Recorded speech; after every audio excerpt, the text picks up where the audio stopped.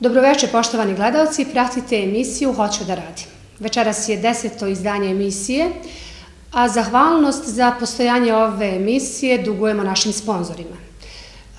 To su Exit Outlet Centar, Butik Maksers, Knjigovodstveni biro Biševac, Autocentar Mumđić, Empire fiskalne kase, Centar za reciklažu Jasko, preduzeće Night Secret i kafić Šeherzada.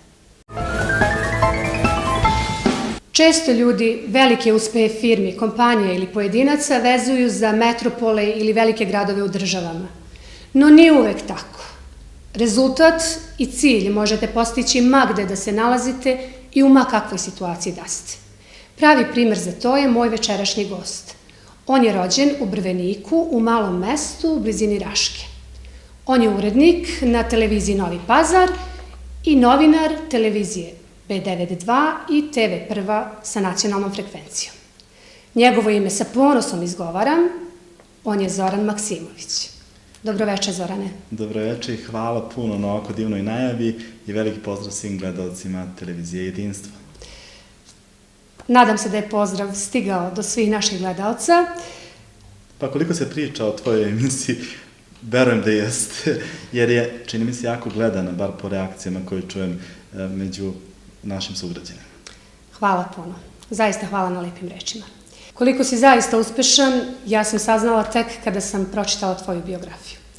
Obično si ti taj koji u emisiji ima gosta i predstavlja svog gosta, ali večeras ja želim da ti našim gledalcima predstaviš sebe, jer zaista tvoja biografija je veoma bogata.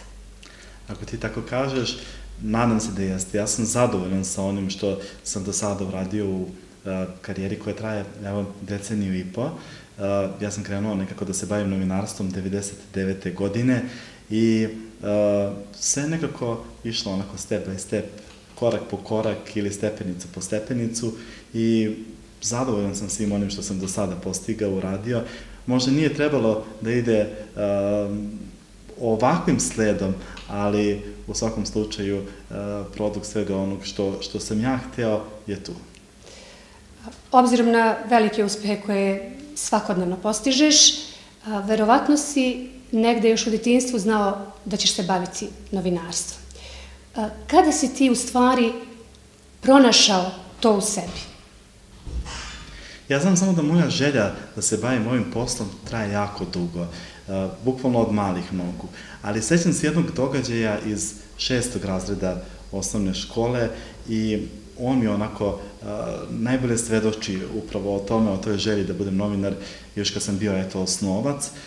Imali smo čas sa profesoricom književnosti u prirodi, imali smo onako jedan opušten čas i razgovor sa njom i razgovarali smo o tome šta bi ko želeo da bude kad odraste. Ja sam u jednom trenutku rekao da bi želeo da budem novinar i da je to jedna moja zaista velika želja, na što sam dobio od nje odgovor da nikako ne želim to, jer novinari i glumci umiru jako rano, da je prosek njihovog života 35 godina.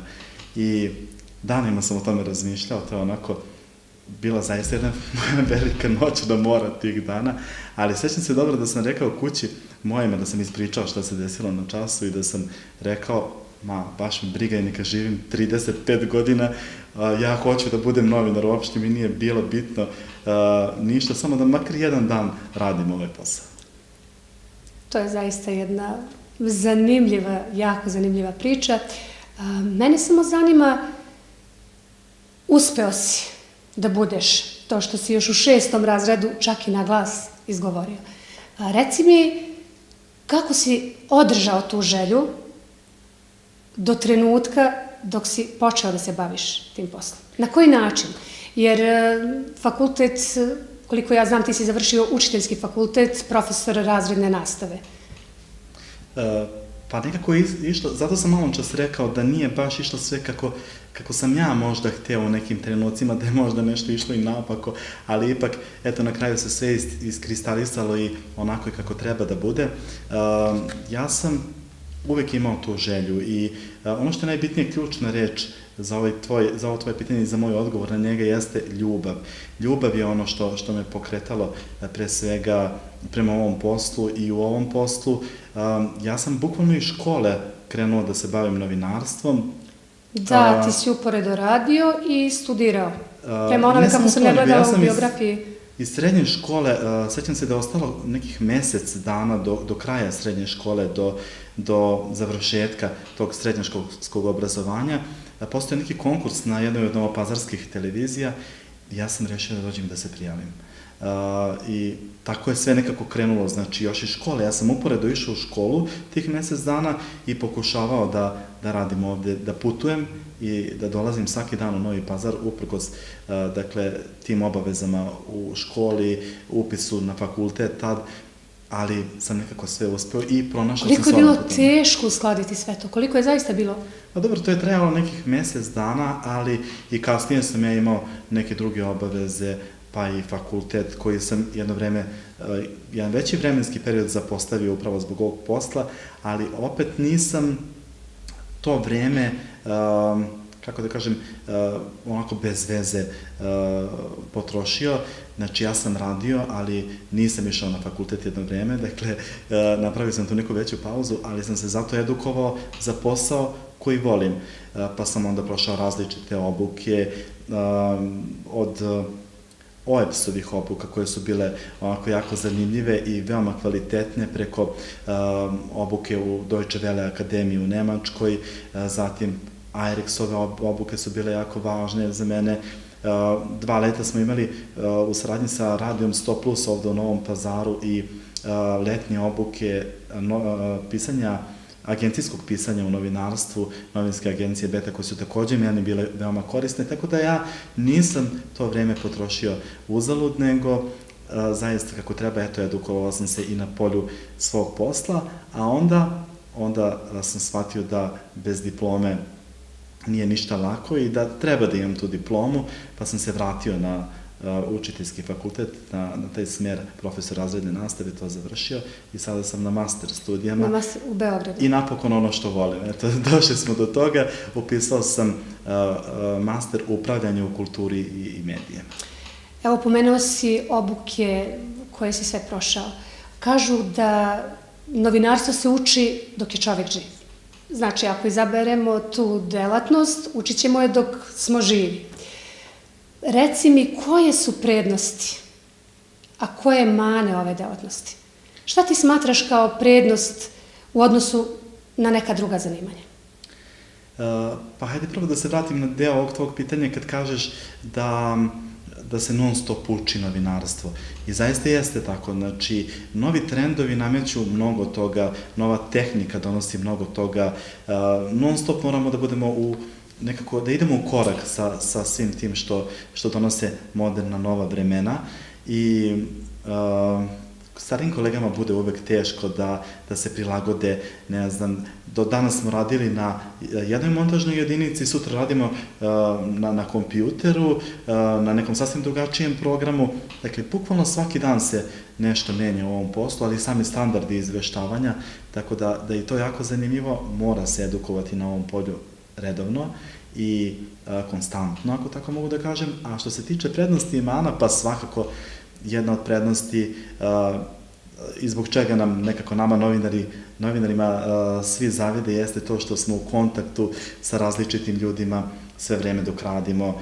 Ne znam, ja sam u ovom poslu imao priliku da upoznam brojne ugledne ljude, brojne naučnike, profesore, ali i brojne diplomate, bukvalno da nema, ne znam, funkcionera u ovih 15 godina koji je vladao u ovoj zemlji ili koji je bio u opoziciji s kojim nisam razgovarao.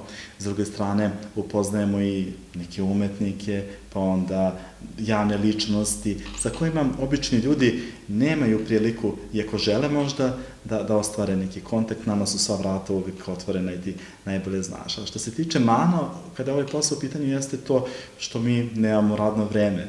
Znači, radimo od danas do sutra, dešavalo se da mene pozovu i u 2 sata posle ponoći da nešto radim.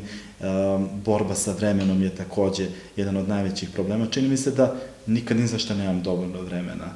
Evo, dok mi sad radimo ovu emisiju, ja razmišljam kako ću da snimim sagovornika za naredne vesti i zato imam jako malo vremena. Znači, borba sa vremenom je jedan od najvećih problema nas novinara i ta borba sa vremenom je naš najveći neprijatelj.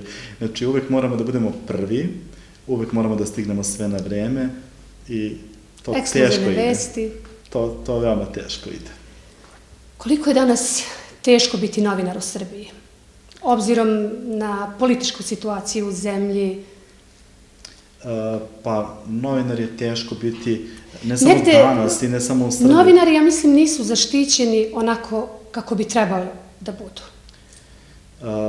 Pa nisu, a kad smo kod toga koliko je teško je novinarima ne samo u Srbiji, već i u regionu posebno, ali i u drugim zemljama, nije lako raditi ovaj posao, a ono što je meni jako krivo i što mi je jako žao što se ovaj posao više u Srbiji ne ceni kao nekad. Nekad su novinari bili među najcenjenijim ljudima. Ja znam, kolege iz Radio Novog Pazara su mi pričali kako su ljudi reagovali kada bi prepoznali njihove glasove, kada bi čuli njihove glasove na ulici, kako bi onda reagovali, sa koliko ushićenja i koliko su ih voleli. Danas su novinari nekako prvo nezaštićeni, drugo nemaju ljudi više taj odnos prema novinarima kao nekad, to mi je jako žao, ne cene ovu profesiju. Zbog čega? Šta misliš, Zorane? Pa to je konstantno urušavanje od 90. godina kad znamo kakvu su ulogu novinari imali na Balkanu, kada su bili uključeni u sve one nemile događaje, kada su u pravom smislu te reči bili jedna od sila i mislim da su novinari zapravo i krivi za sve ono što se dešavalo 90. godina. To neko tabloidno novinarstvo, to nametanje nekih manje vrednih, manje bitnih... To je ono što je kasnije došlo, čini mi se, u poslednjoj deceniji i što je takođe izraženo i što takođe ima veliku ulogu upravo u tom stavu običnih građana prema novinarima. Dakle, od 90-ih je sve nekako krenulo nizbrdo kada je to uvažavanje naše profesije u pitanju, jer su ljudi shvatili šta su novinari tad uradili, a onda je krenulo i to tabloidno novinarstvo o kome si ti upravo pričala i još brojne druge neke loše stvari koje se vezuju za našu profesiju, a u stvari reč je o profesiji koja je jako važna za sve građane. Mi smo ti koji kreiramo sliku javnosti, mi smo ti koji... Jedan javni servis. Da, koji smo tu da uvek damo prvu informaciju našim gledalcima i kažemo, sad se desilo to i to, koji smo tu da ukažemo na neke probleme. Zapravo, naš posao je veoma važan. Nekada su govorili da smo 7. sila, a danas, prema svim istraživanjima, mi smo zapravo 3. sila na svetu i ne znam da li to ljudi znaju, ali posle vojske, zatim policije, novinari su ti koji su 3. sila na svetu, jer je njihov uticaj medija je zapravo posle oružanih snaga najveći. Da. Čak često čujemo određene države dobili su medijski rat.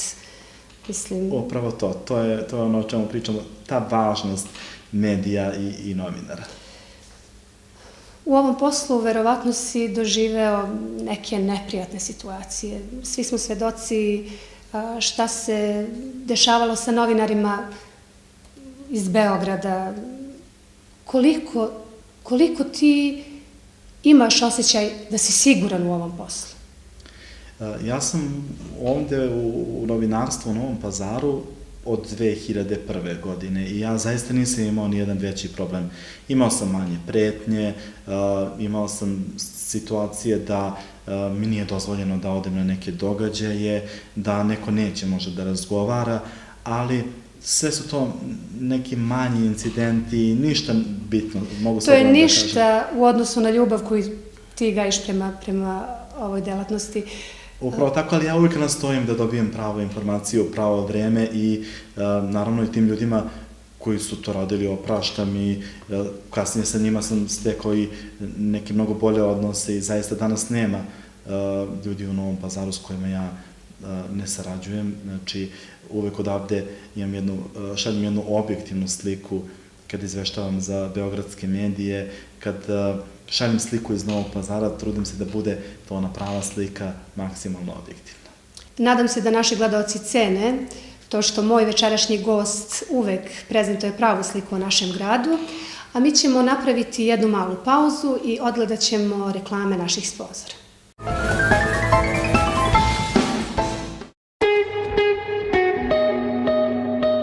Exit Outlet Centar, muški, ženski i dečiji program. U U našem outlet centru šokantno niske cene, sniženje do 50% tokom cele godine. Posetite nas, nalazimo se preko puta Petrove crkve. Exit je u ovom slučaju vaš ulaz u svet udobnog, modernog i kvalitetnog. Exit Outlet Centar.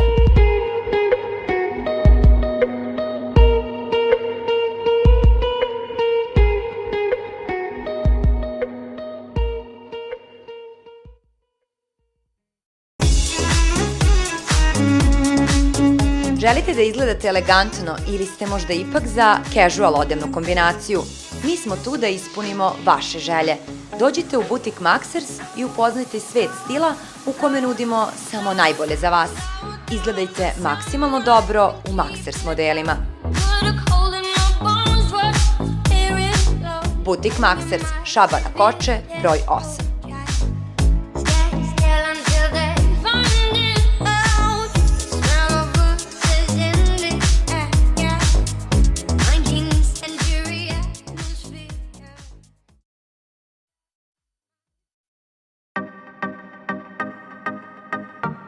Knjigovodstvena i konsalting agencija Biševac. Nudimo sve vrste knjigovodstvenih usluga, registraciju firmi i izradu pečata. Osim toga vršimo i pravne poslove za vas. Ono što nas razlikuje od drugih je dugogodišnje iskustvo, tačnost, odgovornost i efikasnost. 50% uspeha jedne firme zavisi od načina vođenja knjiga. Zato ne oklevajte i za saradnju birajte najbolje. Jedna agencija, dve lokacije. Agencija Biševac.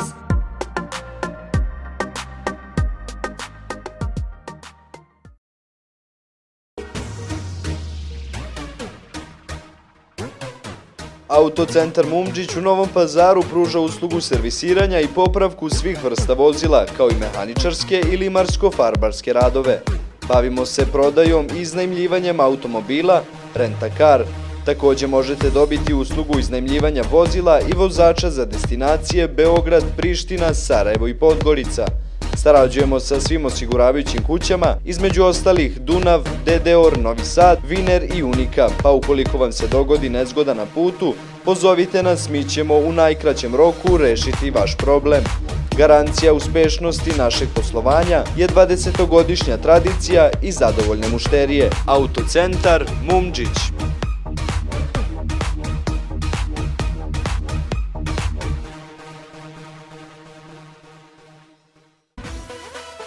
Empire, mesto gde možete servisirati ili kupiti fiskalne kase i prateću opremu, barkod skenere, ladice za novac i vage. Nudimo vam i softverska rešenja za fiskalne kase za vaše trgovine i ugostiteljske objekte. Kod nas možete servisirati i kupiti računare i računarske komponente. Vršimo prodaju i ugradnju opreme za video nadzor. Nalazimo se u ulici Dede Šehovića 53, Empire, Novi Pazar.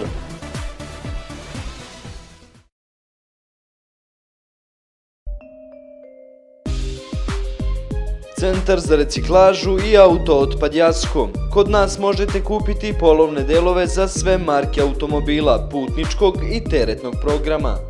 Šaljemo delove kurirskom službom na nivou cele Srbije.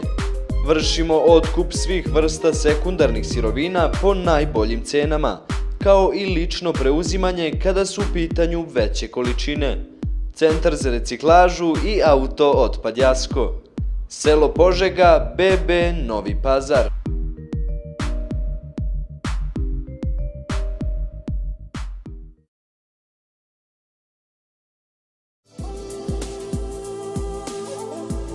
Šestodecenijsku tradiciju u proizvodnji donjeg veša u Sjenici nastavila je kompanija Night Secret. Bavimo se proizvodnjom veša, majici i pidžama za muškarce, žene i decu. U našoj firmi veš se proizvodi od najkvalitetnijih materijala, jer koliko nam je važno da vam u našim proizvodima bude udobno, toliko brinemo i o vašem zdravlju. Osim kvaliteta, veliku pažnju obraćamo i na dizajn prateći svetske modne trendove.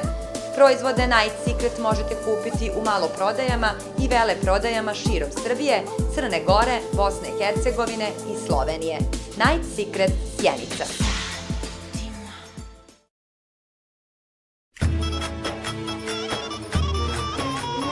Jedinstveni bošnjački etno kafe u gradu nastoji na tome da se ne zaboravi nekadašnja kultura i običaji Novog Pazara. Prijatna i opuštajuća atmosfera i uvek zadovoljne osobe oko vas. Minderluci, duborez, slike starog Novog Pazara i sve to ručni rad. Kafe Šeherzada je mesto koje vredi posetiti. Bujrom dođite i uverite se u naš kvalitet. Kafe Šeherzada.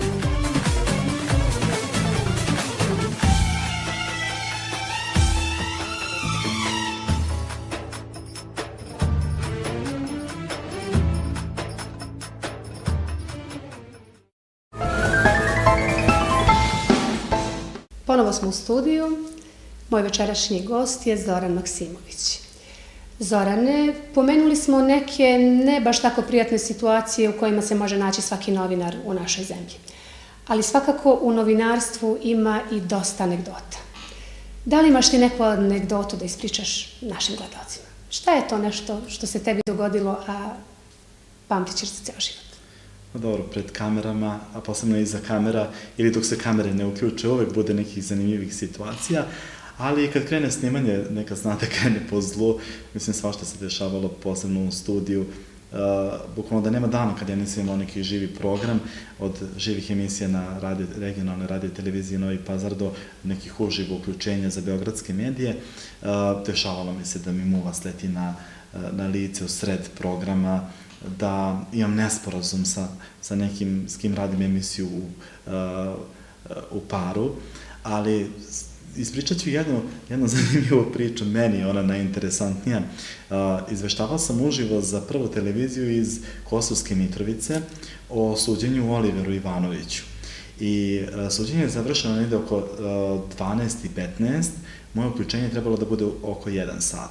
I sad, pre tog uključenja, naravno, mi moramo da se spremimo, tehnika se jako dugo priprema za to uključenje i ja moram naravno da pomognem kolegama koje su sa mnom, jer jedna ili dve osobe to ne mogu baš lako da pripreme i urade.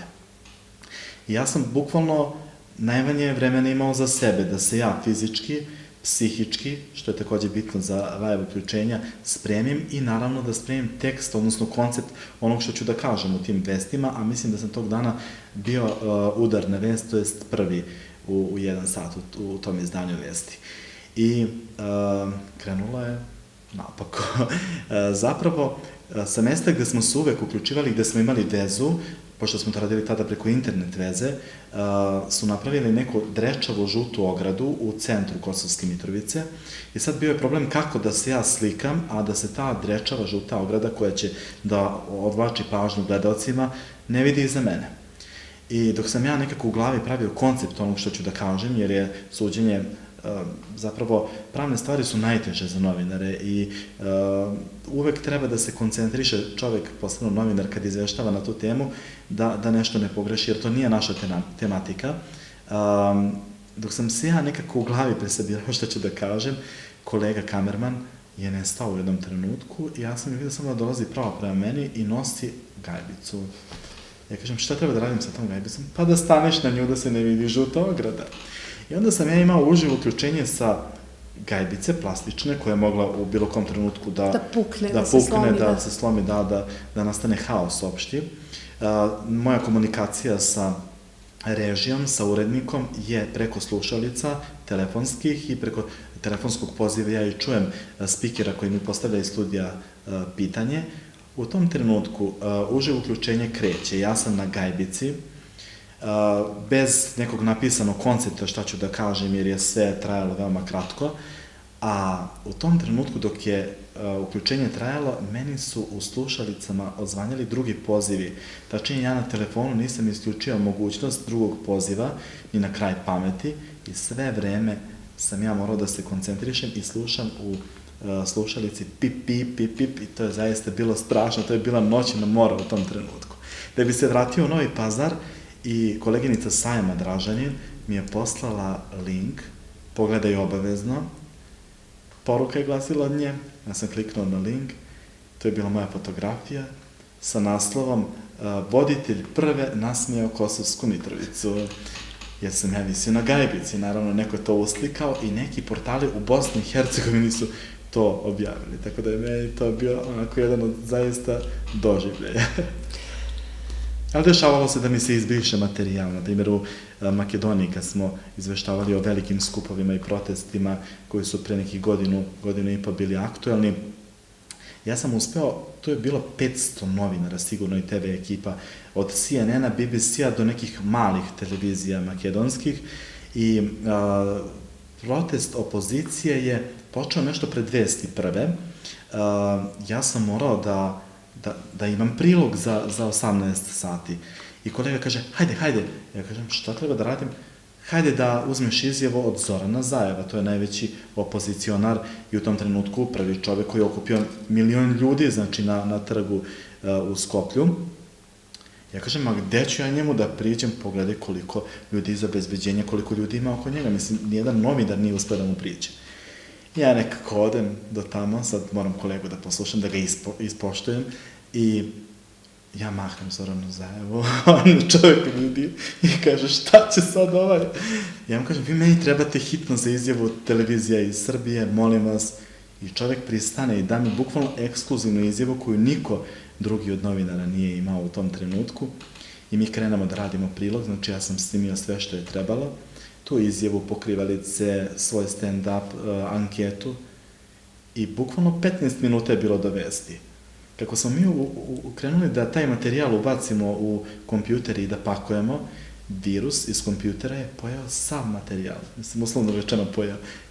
Materijal je nestao, tako da smo mi ostali bez priloga. Bilo je zaista, zamislite koliki je taj stres u tom trenutku, bilo je zaista zanimljivih situacija. Kroz cijelu ovu priču prožima se jedna velika istina. Da si ti izabrao jednu od najtežih grana novinarstva, to je istraživačko novinarstvo. Pomenuo si anegdote koje su se desile, ali u stvari sve je vezano za taj vid novinarstva. Koliko je teško danas baviti se na profesionalan način istraživačkim novinarstvom? To je meni to danas samo, u tom trenutku je bio veliki stres, ali danas mi je samo onako jedna zanimljiva priča i uvek se toga onako rado setim. A što se tiče istraživačkog novinarstva, tom granom, ako tako mogu da kažem, ovog posla se bavim uglavnom radeći za Balkansku istraživačku mrežu, za BIRN, za njih radim već nekoliko godina, od 2007. ako se ne varam. I moji tekstovi su objavljivani na svim jezicima, gotovo na svim jezicima, i radio sam najrazličitije priče odavde. Od izveštavanja o radikalizmu i ekstremizmu kada je vera u pitanju, do nekih zanimljivih priča. Sećam se da je Reuters od BIRN-a preuzeo moju priču o mešovitim brakovima Srba i Albanki na Pešterskoj visoravni.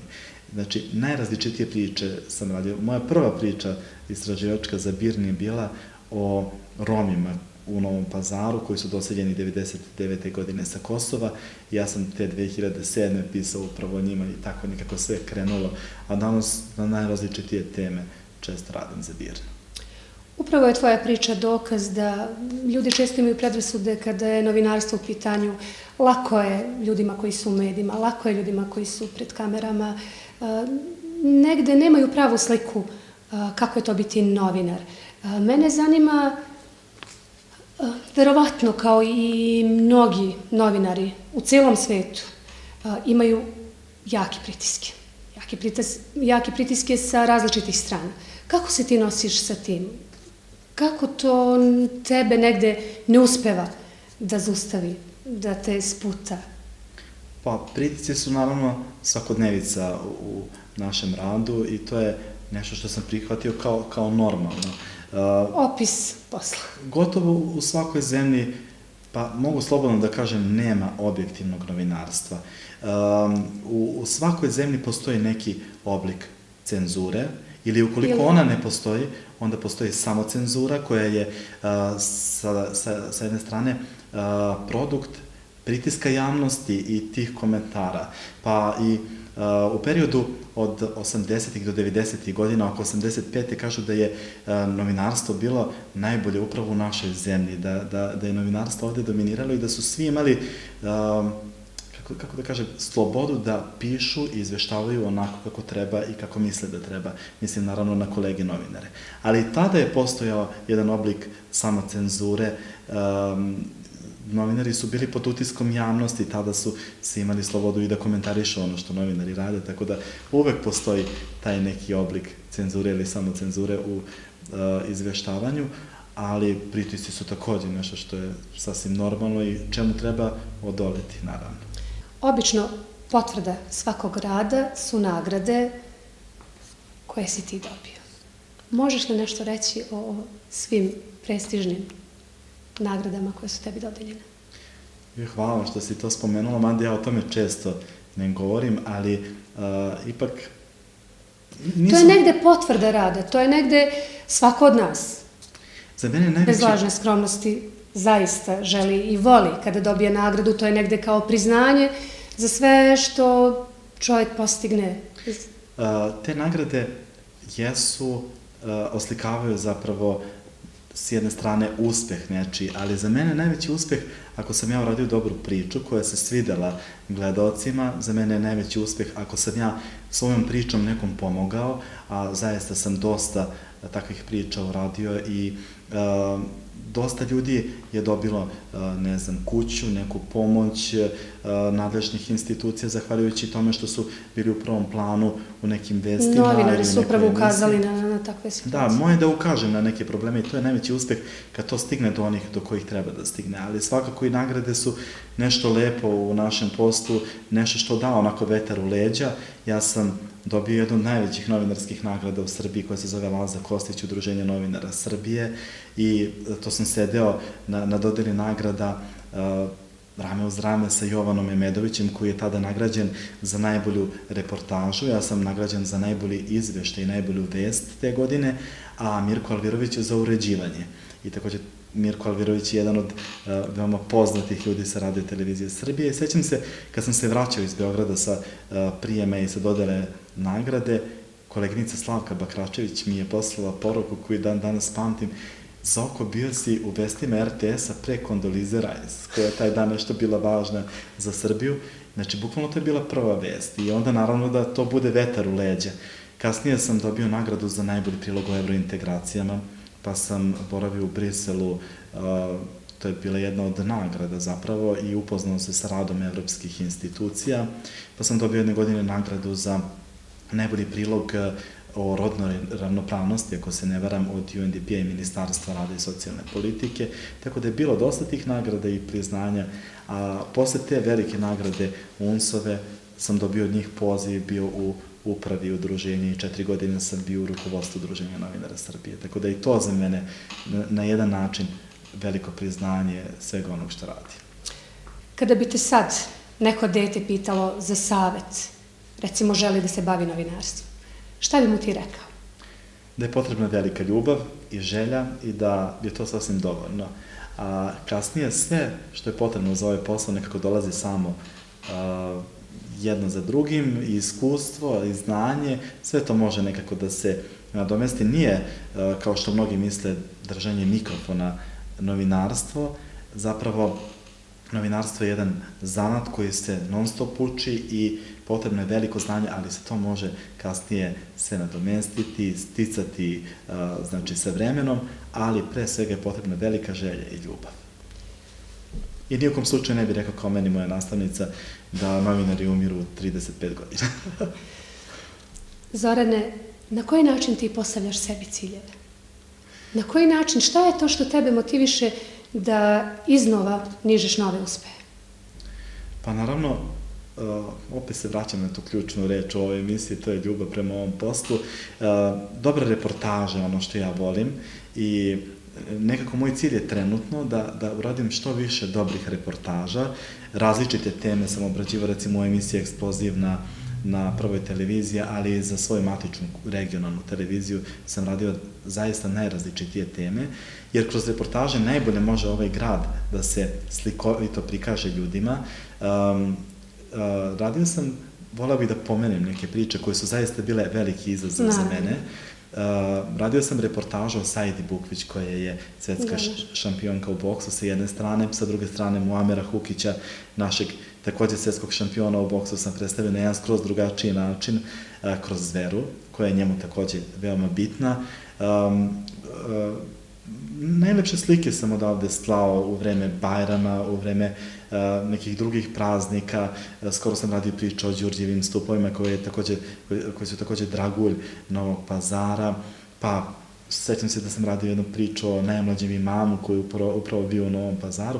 To su te neke lepe slike koje odavde mogu da odu. Ja, hvala Bogu, imam priliku da to plasiram ne samo na svojoj regionalnoj televiziji ovde, koja se sad gleda, pa mogu da kažem, širom sveta, ali i kroz beogradske medije ljudima koji nemaju priliku da vide kako ovde ljudi žive, koliko je zapravo ovo lep kraj i koliko se ovde na jedan zanimljiv način susreću dve kulture i donose mnogo toga lepog. Upravo ovoj zemlji i ovom kraju. A to što sam rekao da je regionalna televizija gledana u svetu, moram da ispričam jednu anegdotu. Skoro kad sam bio u Čikagu da radim serijala emisija u Americi, imao sam priliku da me žena koja je poreklom iz Novog Pazara i živi 35 godina preko okeana, prepozna u jednoj radnji u gradu koji ima stanovnika kao cijela Srbija. Znači, Čikago sa svojim predgrađima ima stanovnika koliko cijela naša zemlja. I zamislite vi tu slučajnost da sam ja u jednom lokalu gde radim priču sa Amerikancima koji kupuju naše proizvode, ulazi žena, Vetija Bektašević iz Novog Pazara, i ona bukvalno se hvata za glavu. Joj, da li je moguće da ste vi došli ovde? Ja vas gledam stalno na televiziji, 35 godina živim ovde. Znači, to je meni bilo tako drago i jako mi je, to je to. Znači, ljudi vole da vide priče iz Novog Pazara, a i... Pogotovo naši ljudi koji su godinama u dijaspori, u drugim državama, na različitim kontinentima. Reci mi, Zorane, šta je to što bi ti poručio našim, ajde da kažem mlađim gledaocima, ali gledaocima uopšte? Na koji način da probude u sebi želju za radom? Na koji način bi oni mogli da postave sebi cilj? Bez obzira na delatnost koju bi izabrali. Pre svega treba da rade ono što vole, da imaju svoj cilj uvek u glavi, gde oni to žele da stignu, šta žele da postignu zapravo sa onim što rade, koliko je to za njih važno, koliko je važno za nekog drugog u njihovom okruženju, jer ne smemo danas da budemo sebični. Ako neko misli da može da bude dobar lekar, treba da bude dobar lekar ne zbog sebe, samo što to voli, nego treba da bude dobar lekar i zbog ljudi u svom okruženju. Ne treba da upiše, ne znam, medicinsku školu čisto iz hira ili njegovi roditelji žele da se on bavi medicinom. Znači, mora da postoji ta ljubav prema sebi, prema onom što mislite da najbolje možete da radite i naravno prema drugima kojima donosite korist svojim radom. Ja mislim da svojim radom donosim korist i svojoj zajednici, naravno izveštavanjem, informisanjem pravovremeno, objektivno, i da je to nekako ključ mog posla, zapravo produkt svega onog što radim, da je to nekako veoma važno. Koliko je uticaj roditelja bitan u tom nekom najranijem periodu odrastanja da bi dete moglo da zna zašto je ono rođeno, čime bi moglo da se bavi? Možeš kroz svoj primer ili čisto tvoje mišljenje, obzirom da si putovao po celom svetu, da si se sretao sa ljudima koji se bave različitim delatnostima. Kakvo je tvoje mišljenje? Pa naravno, uloga roditelja je najvažnija. Evo, vratit ćemo se na ovo. Koliko pravilno naši roditelji, mislim naši roditelji sve dece, koliko pravilno oni rade sa decom od tih nekih najranijih godina odrastanja? Da roditelji ne shvataju možda na vreme svoju ulogu. Tek kad kasnije deca odrastu i budu neki veliki ljudi, vide da su možda grešili, ali mislim da roditelji treba da budu velika podrška svojoj deci, posebno kada biraju čime će se baviti, kada krče put ka uspehu. To je za mene najvažnije. Vratit ću se na onu priču sa početka. Ja kad sam otišao kući sa pričom koju možda nisam trebao da čujem u školi, kad je nastavnica rekla... Koja nije bila baš pedagoška. Kad je nastavnica rekla da novinari umiru sa 35 godina, da je to neki prosek života glumaca i novinara, meni su roditelji rekli, ne slušaj ti to, radi ono što hoćeš, znači bili su mi bukvalno velika podrška tad, ja do duše ni dan danas nisam zaboravio tu njenu rečenicu, ali nisam zaboravio ni ono što su mi oni tad rekli. Tako da, ono što roditelji kaže, nekako je najvažnije deci i donosi tu neku presudnu odluku. Obzirom da si ti odrastao u malom mestu koje se zove Brvenik, reci mi kakva je okolina danas? To su tebi najbliski ljudi, ljudi koji su te gledali kako odrastaš. I kakva je okolina bila tada, kada si ti krenuo u ovaj posao? Vratit ću se opet na podršku roditelja. Moja majka je uvijek bila uz mene. Ja se sećam, kad sam krenuo da se bavim ovim poslom, zapravo moju najveću želju da se bavim ovom poslom oslikava 99. godina.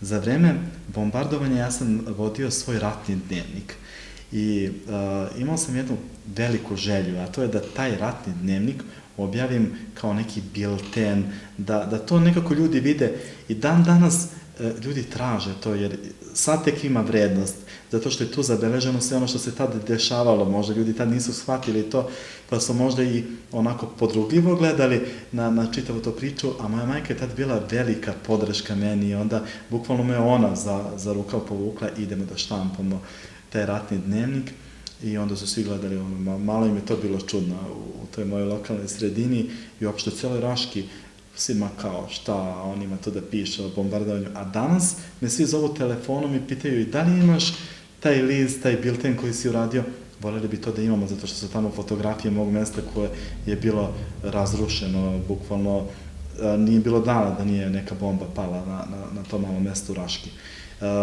Znači, ljudi su jako čudni i onaj ko ima neki cilj ne treba da se osvrće na njihove poglede, na njihove reakcije. Da, na koji način dete, recimo u nekom adolescentskom uzrastu, na koji način da sačuva u sebi tu želju, bez obzira na uticaj okoline, pošto svedoci smo da veoma često to budu ili negativni komentari ili... Podrugljivi pogledi. Da. Samo ne treba to registrovati, to je to. Dođe vreme, vreme sve pokaže na kraju, tako da to je to. To je najbitnije. Znači, svoj cilj ispred sebe i to je to. Možeš li, Zorane, za kraj ove emisije jednu poruku, onako, jedan savet našim gledalcima? Pa mislim da je tih nekih poruka bilo dosta koje su se zaista nametnule kroz ove naše razgovore, što je nekako i poenta ove emisije, koliko ja razumem.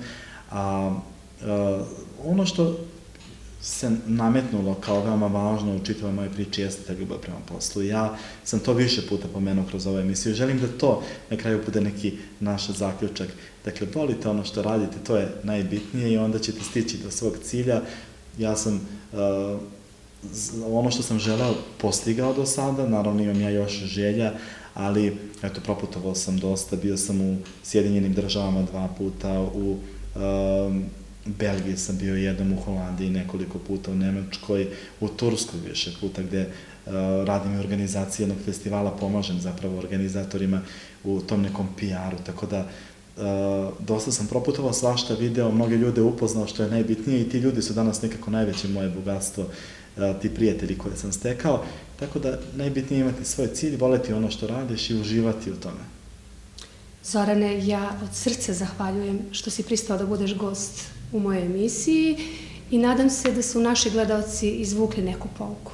Hvala još jednom. Sa velikim zadovoljstvom Enisa, hvala puno na pozivu i naravno još jedan veliki pozdrav svim gledalcima televizije Jedinstvo. Neretko se žalimo na nepovoljne uslove u državi. Zoran Maksimović je rođen i odrastao u Republici Srbiji. On je sebi postavio jasan cilj i izabrao je da uspe. Da li ćete vi uspeti, zavisi isključivo i samo od vas. Egipatska vlada odlučila je da uloži čak $42 miliona u jačanje bezbednosti u 2 turistička mesta, Hurgadi i Šarm el Šejku, nakon napada na strane turiste i pada ruskog aviona. Čikago je ukupno 4. grad po veličini na severnoameričkom kontinentu i 7. najveći grad u zapadnoj hemisferi. Posle Njujorka i Los Angelesa, Chicago je najveći grad u Sjedinjenim Američkim Državama, treći po redu. Sedmi po veličini je na zapadnoj zemljenoj hemisferi. Ljudi sa Balkana često vole da kažu da je ovo grad Jugoslovena, jer je ovde zaista dosta ljudi sa prostora bivše Jugoslavije. Međutim, za Chicago kažu da je grad vetrova i grad parkova.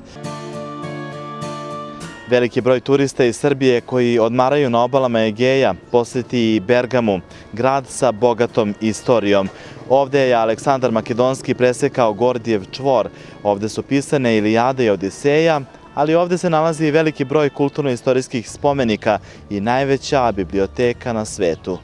Broj stanovnika u gradovima širom Belorusije se iz godine u godinu menja. Sve više oni koji se odlučuju da napuste selo i dođu u grad. U preko 23 grada širom ove zemlje je preko 50.000 stanovnika. Samo jedan ima preko milionski broj. To je Minsk.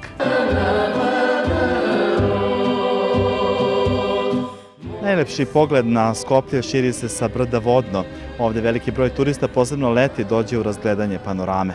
Međunarodni krivični sud za bivšu Jugoslaviju osnovan je rezolucijom 827 Saveta bezbednosti Ujedinjenih nacija. Ova rezolucija doneta je 25. maja 1993. godine u vreme teških kršenja međunarodnog humanitarnog prava, počinjenih na području bivše Jugoslavije od 1991. godine, a na osnovu izveštaja generalnog sekretara Ujedinjenih nacija. Dolazi sada ovde i veliki broj turista. Manastir Gračanicu posećuju turisti od Kine i Japana do Amerike. Dolaze i oni koji posećuju Albaniju. U svoj program uvršćuju upravo ovaj manastir, ali i Pećku patrijaršiju i Visoke Dečane. Zoran Maksimović, Prva televizija. Ono što je zajedničko Novom Pazaru i Sarajevu jeste naravno osnivač Gazi Isabek Isaković. Međutim, ova dva grada imaju mnogo toga još zajedničkog. Zajedno su na raskrsnici istoka i zapada. Ovo je bilo još jedno izdanje emisije Hoću da radim. Hvala vam za pažnju i prijatno.